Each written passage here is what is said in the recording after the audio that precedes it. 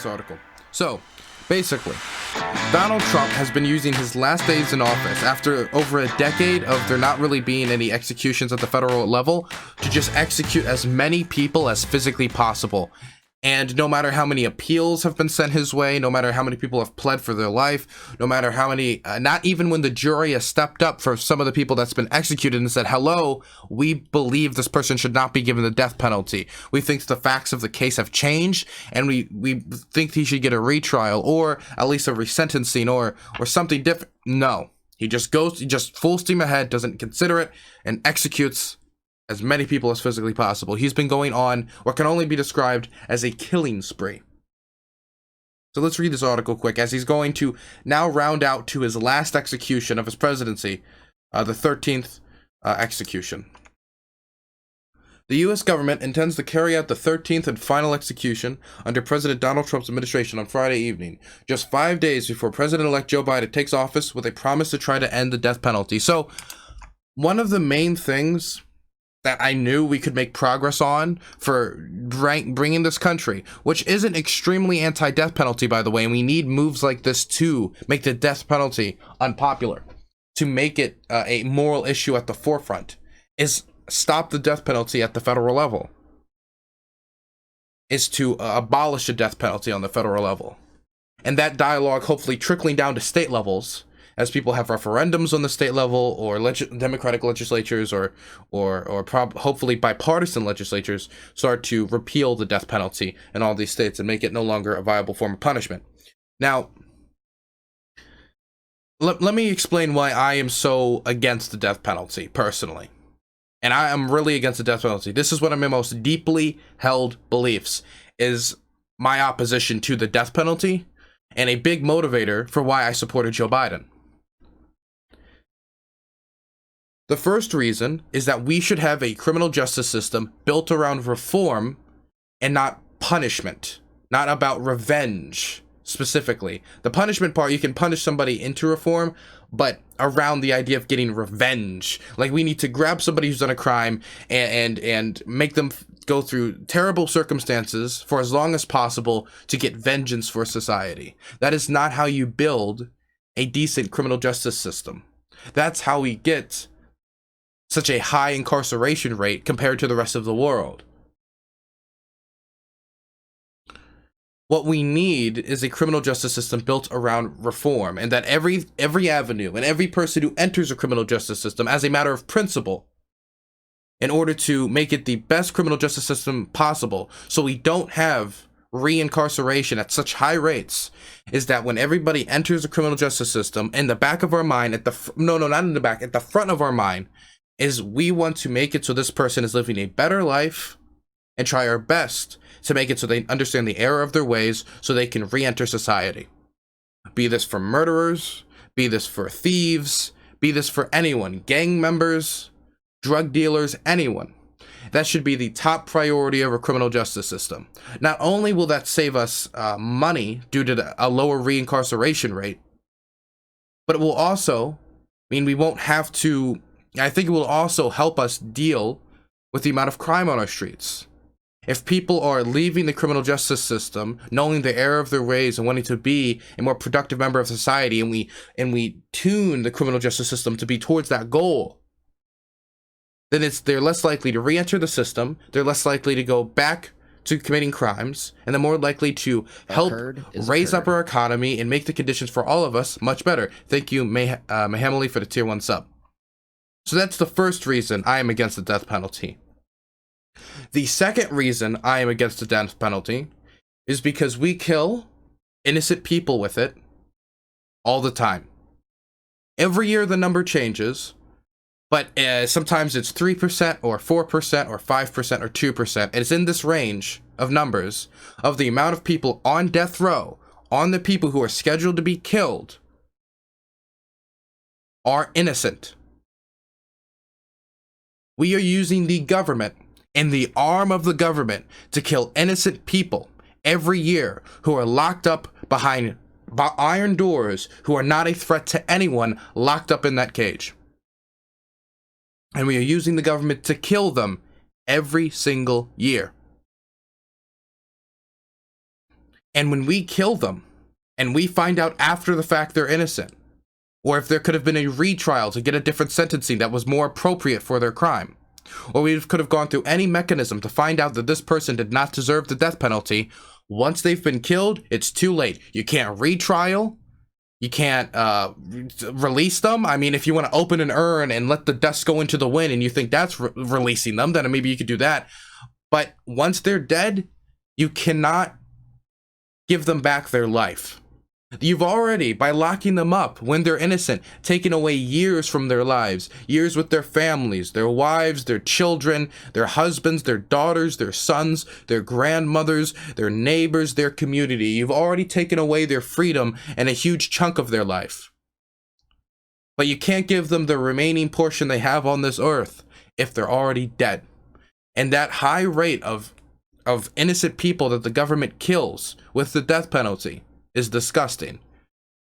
This has led to many instances of forced confessions and disabled people who have been killed by the death penalty. There are some extremely barbaric and depressing cases, if you go back in the history of America's death penalty, of finding people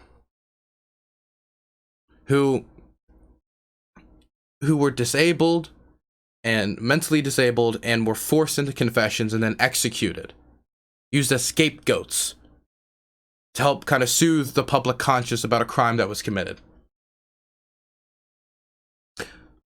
Not to mention the fact that the death penalty has been unequally applied depending on your race. And I do not want anyone to be executed, not because they committed a crime worthy of it, because they were black or brown.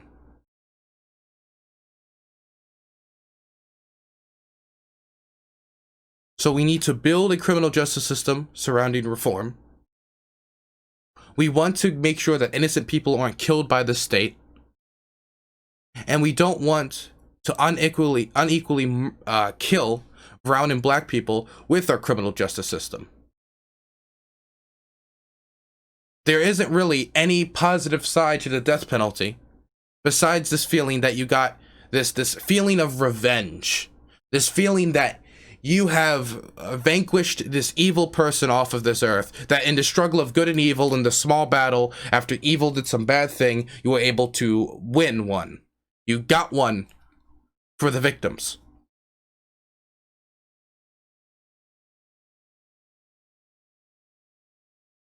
But that feeling of revenge doesn't fix anything.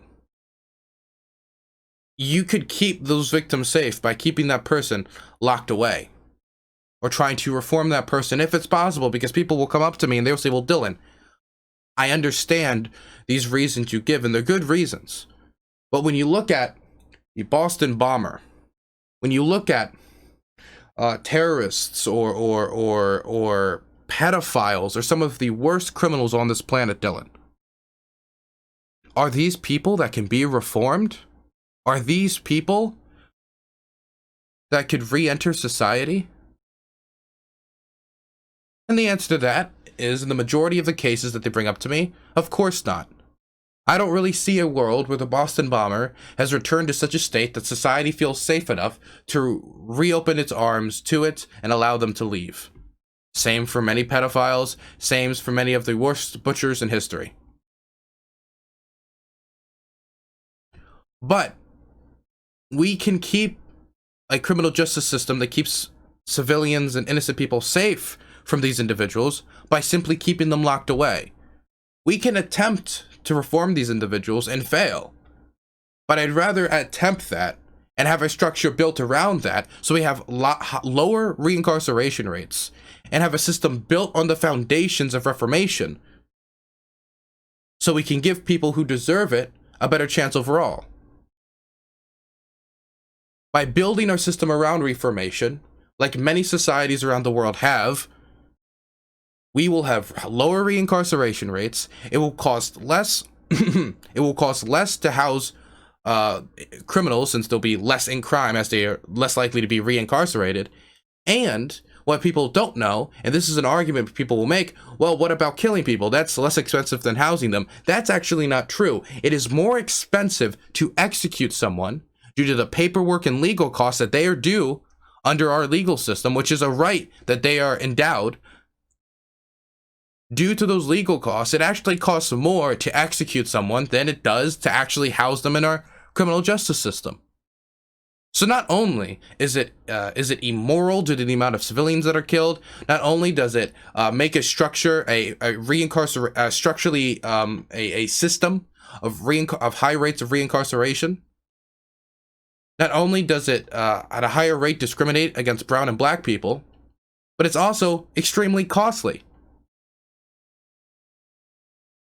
And it really doesn't keep anyone safe, to be completely honest. We can keep these so-called unredeemables locked away from society. There's really no benefit from the death penalty besides that feeling of revenge you get. And I understand that, right? I understand that. When I think of the person who's done the worst thing to me, I think of my rapist. I do. That is somebody who has scarred me in a way that is nearly impossible for me to completely heal. I don't want that person killed. I'd rather society overall work towards reformation so less people overall will be committing that crime on individuals. We don't want to do a costly, burdensome system that kills innocent people and disproportionately affects brown and black people, and doesn't even keep us safe at a higher rate. It makes no sense. So if I was concerned about keeping victims safe, why would I want to be charging for the death penalty? Doesn't make any sense. And I'll be consistent about this. I remember when I was debating Rob Noor on what happened in the Capitol building recently, he was like, the person who planted the pipe bombs should be executed and be done with it. And I said, no. We need to have that system of reformation. And I keep this true for the people who have done unspeakable evils to me as well. So I'm consistent on this. It is one of my most deeply held moral convictions, is my opposition to the death penalty. And I'm not going to talk about it at length, but I also have a deep personal opposition to it as a Christian as well. Anyway, let's finish the article and so we can talk about actually talk about what Trump's doing here with the executions. The U.S. government intends to carry out its 13th and final execution under President Donald Trump's administration on Friday evening, even just 5 days before President-elect Joe Biden takes office with a promise to try to end the death penalty.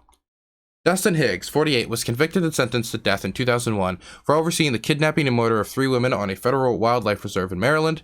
In 1996, Tanji Jackson, Tamika Black, and Mishan Chin. If it can be surmounted, the final remaining legal challenges, the U.S. Department of Justice plans to execute him on at 6 p.m. with lethal injections of petrobarbital, it's a powerful chemical as its death chamber in its prison and turret.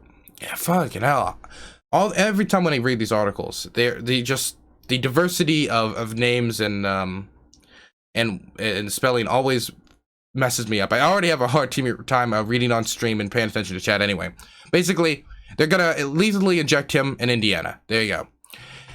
It would be the 13th execution by the U.S. government in an extraordinary spree begun last summer by Trump, a Republican and avowed exponent of capital punishment, after a 17-year hiatus. Prior to Trump, the federal government had executed only 3 people since 1963. After a failed triple date with 3 women, Higgs and his accomplice, Willis Hayes, offered to drive them home, but instead took them to a research refuge. Prosecutors said Higgs gave Hayes a gun and told him to shoot the 3 women. Hayes, who confessed to being the shooter, was sentenced to life in prison, while Higgs was sentenced to death in a separate trial, a disparity that his lawyer says is ground for clemency. So, what's interesting about this case is that Higgs and his accomplice, and this other person, drives them out to this refuge. Higgs gives Hayes the gun.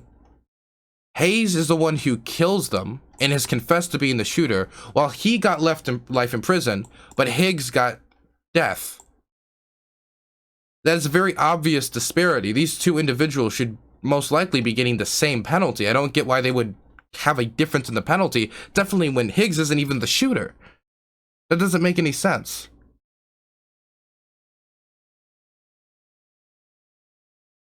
The Justice Department has asked the U.S. Supreme Court to overturn an order by a lower court delaying the execution while a legal question is resolved.